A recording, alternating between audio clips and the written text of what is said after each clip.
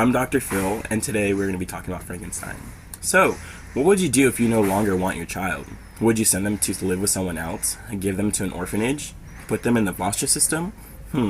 Would you ever think of leaving them alone in the wild to tend for themselves? I have spoken with Dr. Frankenstein, the creation, and the question today is, will Dr. Frankenstein forgive his creation and what he has done and accept him into his family for who he is? Let's take a look.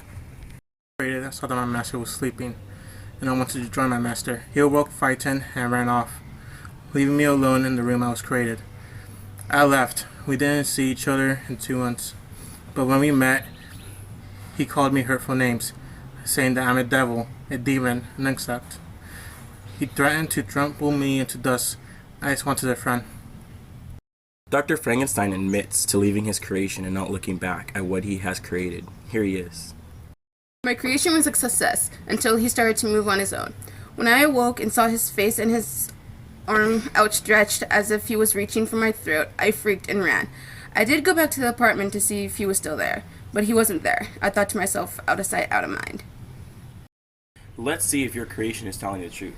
He said that you left him alone in the apartment when he was just created. I've done that, yes. You have not tried looking for your creature for 2 months since he disappeared from your apartment? That's correct. When you two met, you called him a demon and a devil and threatened to trample him? I said that because I no longer wanted him around me. I wanted him to go away and stay away. So threatening him and calling him names is a way for him to go away? Yes. Why do you want your creation to stay away from you? I want him to stay away from me because he has killed one of my family members. I plan on marrying my dear Elizabeth, but I have this constant fear that he'll be there on my wedding night. So your creation has killed someone you love? Yes. Okay, we'll see why the creature killed a Frankenstein family member. My first encounter with man was when I was walking through the forest and I saw a hunter. He saw my face and ran. I walked through a town and they either ran or threw things at me.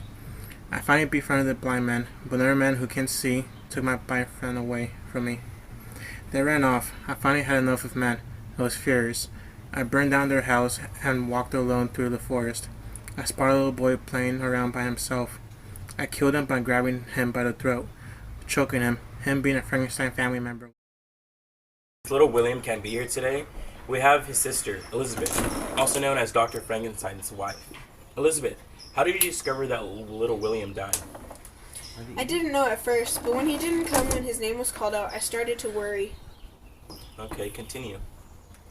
I slowly walked off the porch while calling his name. Then I started gaining speed. I was getting really worried. I heard other voices calling for him as well. Who were those voices?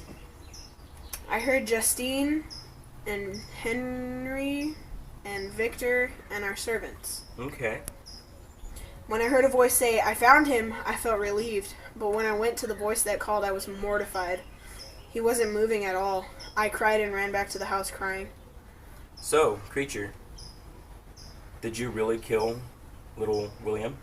Yes, I did. Okay. You had no idea he was a Frankenstein. No, I didn't. How do you feel about this, Dr. Frankenstein? I feel responsible for my little brother's death.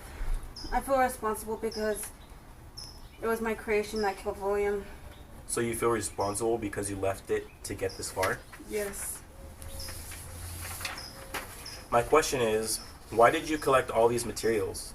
Get lack of sleep, lack of sun to your skin, and refuse to be around anyone until your creation was finished? Now that he lives, you walk out on him, throwing everything you have ever done for your creature away. Why did you do that? I was scared. We'll find out when Dr. Frankenstein was scared. Dr. Frankenstein told us how he was scared of his creature. Yes, I was. Well, first-time parents get scared too, but they get through it. Why couldn't you?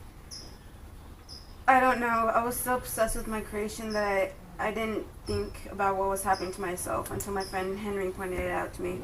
Well, now that you brought up Henry, we have him sitting next to us. Henry, did you know what Dr. Phil was doing? I mean, by him becoming so pale?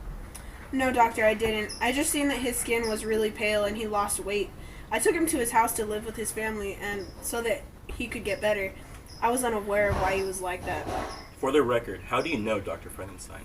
We're childhood buddies. Okay, now that you see the creature, would you bring him into your home? No. Why not? I don't know. I see. How do you feel about this creature? I feel I want to among creator and other people. Dr. Frankenstein, would you accept your creation even after what he has done? Come on now, you've made him and now you have to take responsibility for what you have created. Doctor, I have to say no.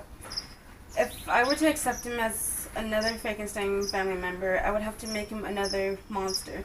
And I don't want to do that. So, what do you think? Where'd he go?